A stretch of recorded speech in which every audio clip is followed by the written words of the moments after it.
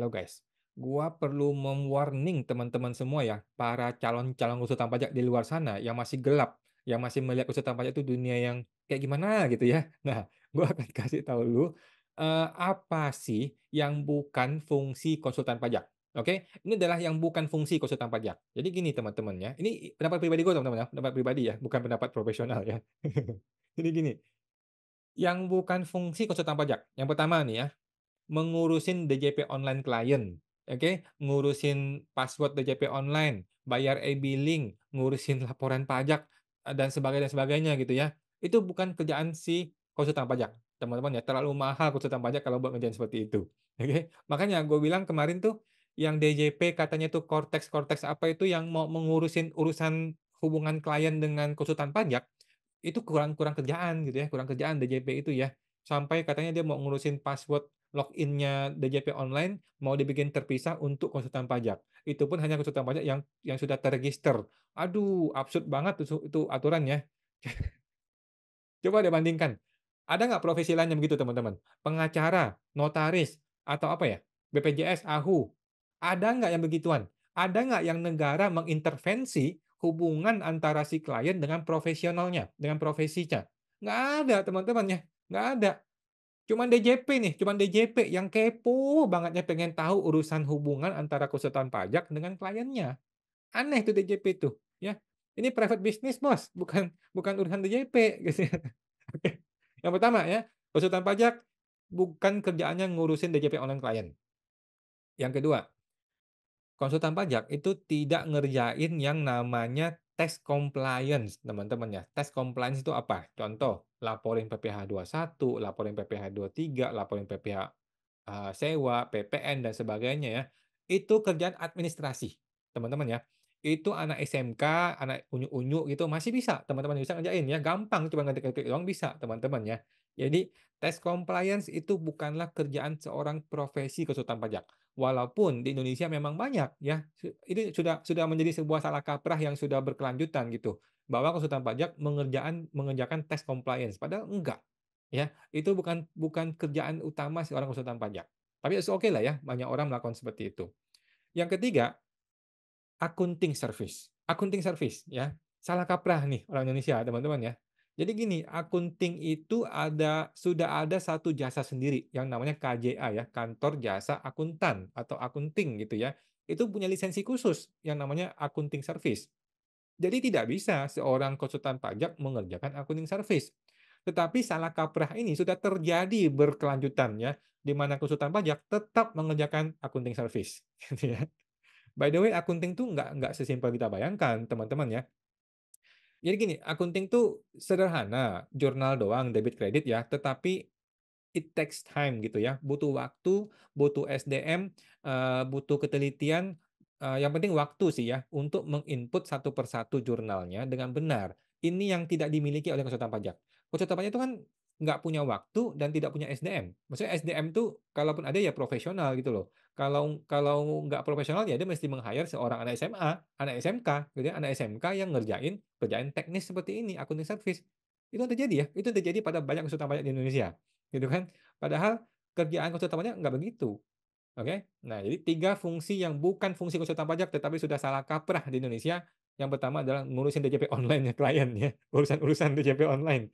Yang kedua, tax compliance, yang ketiga, accounting service. 3 ini adalah kerjaan administratif, kerjaannya anak SMK, bukan kerjaan konsultan pajak yang resmi, yang sudah sekolah tinggi-tinggi, gitu loh teman-teman ya. Ujung-ujungnya apa? Ujung-ujungnya konsultan pajak meng-hire anak SMK, kerja di kantor konsultan pajak. Oke.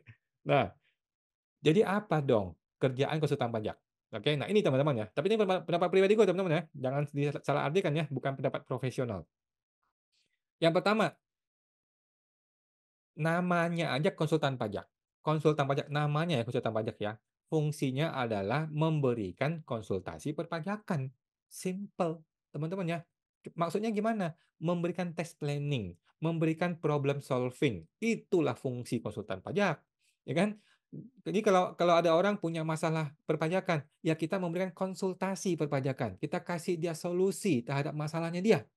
Ya, kalau dia butuh tax planning, kita siapkan sebuah perencanaan tax planning. Itulah fungsi konsultan pajak, teman-teman ya, yang pertama. oke, sesuai dengan, definisi bahasanya, konsultan pajak, konsultasi perpajakan. Yang kedua, cuma ada 2 ya, fungsi berikutnya dari seorang konsultan pajak adalah memberikan bantuan hukum perpajakan untuk klien. Sesimpel itu. Bentuknya apa? Bentuknya bisa menjadi surat kuasa wajib pajak, bisa menjadi wakil wajib pajak, bisa memberikan pendampingan kepada wajib pajak, dalam rangka untuk menyelesaikan kasus-kasus perpajakan dari klien. Gitu teman-teman, simpel ya. Nah, contohnya apa? Kalau ada SP2DK, gimana solusinya? Gimana drafting-nya? Bagaimana suratnya? Bagaimana penyelesaiannya? Nah, itu fungsi usaha pajak, oke? Kalau ada SP2, pemeriksaan lapangan nih, atau ada bukper, bukti permulaan, atau ada pengadilan pajak, atau ada keberatan ke Kanwil. Nah, hal-hal seperti itulah yang, termasuk dalam lingkungan hukum pajak, hukum ya, karena kan warga masyarakat tidak paham hukum, ya kan? Nah, konsultan pajak di sini fungsinya, di sini masuknya fungsi profesional seorang konsultan pajak, gitu teman-teman ya. Oke, jadi cuma ada 2 fungsi konsultan pajak. Yang pertama kasih konsultasi perpajakan, yang kedua adalah bantuan hukum perpajakan kepada klien, gitu teman-teman ya. Nah, jadi buat teman-teman nih yang masih baru-baru nih, yang baru lulus kuliah, lulusan STAN atau lulusan Trisakti atau dimanapun yang lu bercita-cita nih pengen jadi konsultan pajak, ya teman-teman ya. Lu harus berhenti berpikir tentang DJP online itu apa, tentang tax compliance itu bagaimana, menginput PPh 21, menghitung PPh 21, apa itu TAR-TER-TOR.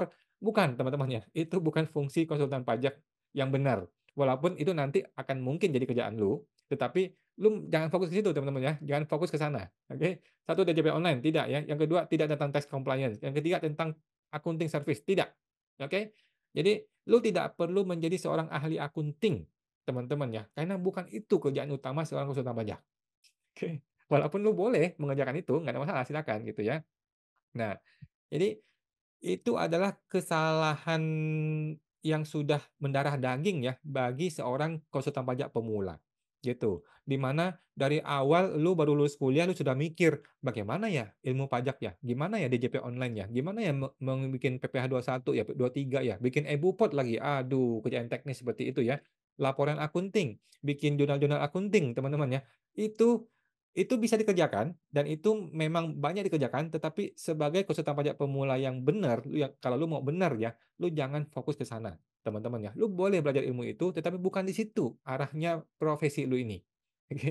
Nah, kemudian, orang juga belajar nih ya, dari pertama dia sudah mulai, mikirin pajak akunting, kemudian dia sudah mulai setting-setting kantor, mulai mencari pegawai, mulai sewa-sewa kantor dan sebagainya. Semuanya adalah dalam rangka untuk mempersiapkan accounting service dan tax compliance, oke. Percayalah teman-teman ya, bagi lu yang masih baru, teman-teman yang masih baru nih ya peserta pajak ya, percaya sama gua, bukan itu tujuan kita ya teman-teman ya. Bukan itu kerjaan utama kita dan bukan di situ tempat kita menjadi kaya, peserta pajak ya, teman-teman ya. Karena semakin banyak klien yang lu miliki, semakin pusing kepala lu dan semakin justru lu menjauh dari fungsi utama konsultan pajak itu sendiri, gitu teman-teman ya. Jadi ibaratnya gini, ibaratnya seorang pengacara gitu ya. Seorang pengacara kan fungsi utamanya adalah beracara di pengadilan, ya kan? Beracara di pengadilan untuk membela klien. Tetapi dalam prakteknya justru banyak, mohon maaf nih, mudah-mudahan gue salah ya, banyak pengacara yang malah menjadi karyawan di perusahaan, gitu loh. Yang tugasnya bikin draft legal, bikin surat perjanjian, bikin kontrak-kontrak, itu betul memang bisa dikerjakan gitu ya, tetapi itu kerjaan administrasi, gitu. Sedangkan kerjaan utama pengacara ya bersidang di pengadilan, gitu kan. Nah, itu mohon maaf ya teman-teman, itu kan, pendapat pribadi gue tentang pengacara. Nah, tetapi kalau konsultan pajak gue yakin deh seperti itu teman-teman ya. Nah, jadi buat lu, seorang konsultan pajak pemula, yang mesti lu pahami cuma 2, oke? Konsultan pajak pemula hanya perlu paham 2 hal. Yang pertama, lu menguasai ilmu bagaimana dalam hal lu memberikan konsultasi kepada klien, ya. Memberikan tax planning, memberikan, berbagai macam strategi untuk perpajakan si klien, oke? Sifatnya itu konsep, bersifat konsep ya, bukan teknis input-inputan ya, inputin jurnal, inputin nota, enggak teman-teman ya. Jadi fokusnya adalah tax planning dan memberikan konsultasi perpajakan, oke? Kemudian lu mempersiapkan solusi-solusi atas masalah klien. Contoh nih teman-teman, contoh paling gampang nih ya, Sebuah PT kan 3 tahun pakai UMKM kan, UMKM 0,5% 3 tahun. Tahun keempat gimana? Nah, lu siapkan planning-nya, siapkan tes planning-nya teman-teman, atas masalah itu. Nah, itulah kerjaan seorang konsultan pajak, memberikan konsultasi dan tes planning, oke? Nah, jadi lu harus bermain di level konsep, bukan di level teknis input-menginput komputer, tidak teman-teman ya. Kalau teknis itu kerjaan anak SMK, SMA, SMK bisa teman-teman ya, bukan kita nih, profesi konsultan pajak itu enggak begitu. Oke, jadi yang pertama, menguasai ilmu untuk memberikan konsultasi perpajakan, task planning, dan problem solving. Yang kedua, sebagai seorang konsultan pajak pemula, lu harus belajar menguasai ilmu dalam hal penyelesaian sengketa hukum pajak. Teman-teman, sengketa hukum pajak itulah fungsi konsultan pajak. Oke? Kalau ada SP2DK nih, ada SP2DK datang nih, gimana solusinya? Gimana membuat surat balasannya? Gimana berkomunikasi dengan AR? Gimana kalau ketemu oknum dengan AR? Gimana plus minusnya atas berbagai opsi-opsi, berbagai langkah-langkah yang mungkin dilakukan? Gitu teman-teman ya. Itu fungsi konsultan pajak. Kemudian ada SP2L, pemeriksaan lapangan. Gimana langkah-langkahnya? Apa yang mesti dilakukan? Drafting suratnya bagaimana? Berkomunikasi bagaimana? Gitu teman-teman. Dan teman-teman ingat ya, dari sejak SP2DK, kita harus sudah punya mindset pengadilan pajak. Oke? Dari SP2DK datang itu surat, kita sudah punya mindset ini barang mau kita bawa ke pengadilan. Jadi, maksud gua apa? Dari awal kita sudah menyiapkan bukti-bukti. Maksud gua apa? Rekam, teman-teman, merekam, merekam, merekam. Setiap pertemuan dengan petugas pajak wajib kita rekam, teman-teman ya. Baik itu audio ataupun audio visual. Supaya apa? Supaya transparan dan anti korupsi, teman-teman ya. Nah, jadi dari SP2DK, SP2, kita sudah punya mindset ini barang mau kita bawa ke pengadilan. Jadi kita sudah menyiapkan semua bukti-bukti, teman-teman ya. Nah, itu tadi ya, SP2DK, SP2. Sekarang kalau klien mau ke pengadilan pajak, bagaimana? Apa langkah-langkahnya? Ini tugas Anda, teman-teman ya. Tugas lu nih, konsultan pajak, teman-teman ya. Gimana dokumen legalnya, gimana mendaftarkannya, bagaimana e-tax code-nya, bagaimana langkah-langkahnya, syarat-syaratnya bagaimana. Anda tugasnya itu, konsultan pajak, teman-teman ya. Nah, lu uruslah IKH lu ya, konsultan pajak yang masih pemula ya. Lu nggak usah USKP, nggak usah brevet, maksudnya boleh mau USKP, tetapi bukan di situ target kita. Targetnya adalah lu bikin IKH, izin kuasa hukum di pengadilan pajak. Itu gratis dan tidak perlu USKP. Ngapain lu nunggu USKP sampai setahun cuma 3 kali. Begitu dia buka langsung penuh di hari pertama. Ngapain sih lu ngerjain gituan teman-teman ya? Ngapain? Ngapain lu fokus yang begituan yang nggak ada guna, itu semua. Fokuslah bikin IKH, izin kuasa hukum, dan fokuslah menguasai tax planning, menguasai konsultasi perpajakan, dan menguasai permainan atau bukan permainan ya, penyelesaian sengketa hukum di pajak.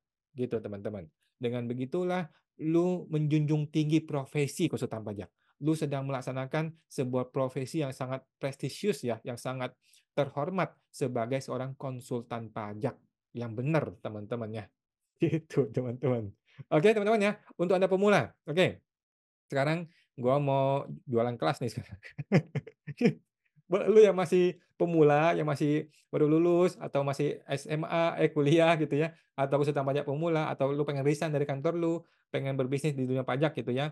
Nah, seperti tadi sudah gue sampaikan, gue bikin kelas pelatihan buat teman-teman supaya lu benar-benar mengarahkan diri lu sebagai konsultan pajak yang benar, teman-teman ya. Bukan ngerjain klien tes compliance seperti itu, tetapi betul-betul fokus sebagai seorang konsultan pajak yang bisa memberikan problem solving. Oke. Nah, di pelatihan PKPP yang gue bikin, nanti kita ajarin cara ngembangin bisnis pajak akunting lu ya, sampai bisa beromset miliaran dalam era digital ini, teman-teman. Nah, teman-teman akan bergabung dalam komunitas eksklusif PKPP bersama gua dan teman-teman lain juga sudah banyak ya. Ada video pembelajaran step by step-nya. Dan yang paling penting, teman-teman, kita akan berjumpa langsung nanti ya, via live coaching interaktif di setiap hari Jumat nanti di bulan Mei. Oke, bulan depan ya, bulan Mei. Dan kita akan ketemu langsung bersama gua langsung ya. Nah, jadi ada masa promo nih teman-teman ya, di bulan April ini masih ada masa promo. Silakan teman-teman gabung ke www.programkpp.com ya. www.programkpp.com disambung semua. Oke, buat teman-teman semua yang calon pembisnis konsultan pajak. Oke, sampai jumpa di kelas pertama Anda.